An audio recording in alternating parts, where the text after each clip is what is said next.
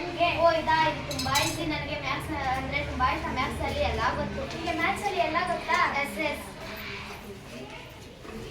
ಹಾಗಿದ್ರೆ ಈ ಲೆಕ್ಕ ಮಾಡು.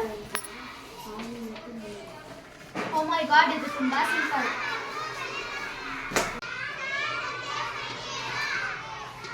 ಇದನ್ನ ಹೇಗೆ ಮಾಡಿದೆ ಅಂತ ಹೇಳ್ತೀಯಾ? ಈ ಭಿನ್ನರಾಶಿಯಲ್ಲಿ ಏನೂ ಮಾಡೋದಿಲ್ಲ, ಜಸ್ಟ್ ಕ್ಯಾನ್ಸಲ್ ಮಾಡ್ಬೇಕಷ್ಟೇ. ಹಾ, ಎಕ್ಸ್ಕ್ಯೂಸ್ ಮೀ, ಇದು ಭಿನ್ನರಾಶಿ ಅಂದ್ರೆ ನಾನು ಯಾರು? ಯಾರು ನೀನು?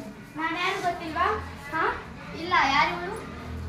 ಸೀರಿಯಸ್ಲಿ ಇವಳು ಯಾರು ಅಂತ ಗೊತ್ತಿಲ್ವಾ? ಇವಳ ಬಗ್ಗೆನೇ ನಾವೀಗ ಮಾತಾಡ್ತಾ ಇರೋದು. ಭಾಗಲಬ್ಧ ಸಂಖ್ಯೆ. ಭಾಗಲಬ್ಧ ಸಂಖ್ಯೆ ಅಂದ್ರೆ ಏನು? ಫಸ್ಟ್ ಆಫ್ ಆಲ್ ನಾನು ಭಾಗಲಬ್ಧ ಸಂಖ್ಯೆ. ನಾನು ಪಿ, ನಾನು ಕ್ಯೂ, ಪಿ ಬೈ ಕ್ಯೂ ರೂಪದಲ್ಲಿ ವ್ಯಕ್ತಪಡಿಸಬಹುದು. ನಾನು ಅಂಶ. ನಾನು ಛೇದ. ನಾನು ಸೊನ್ನೆಗೆ ಸಮವಲ್ಲ. ನನ್ನ ಬೆಲೆ ಯಾವಾಗಲೂ ಸೊನ್ನೆ ಆಗುವುದಿಲ್ಲ. ನೋಡಿದ್ಯಾ ನೀನು?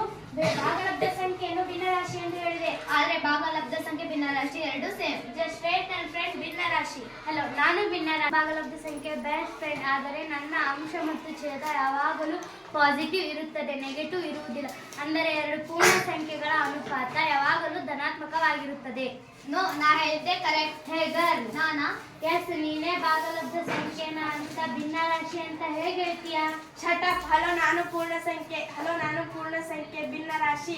ನನ್ನ ಸ್ಮಾಲ್ ಸಿಸ್ಟರ್, ನನ್ನ ಒಂದು ಭಾಗ ಭಿನ್ನರಾಶಿ ಯಾವಾಗಲೂ ಋಣಾತ್ಮಕ ಆಗುವುದಿಲ್ಲ. ನಿನಗೆ ಈಗ ಅರ್ಥವಾಯಿತಾ? ಎಸ್, ಈಗ ಅರ್ಥ ಆಯ್ತು. ಧನ್ಯವಾದಗಳು.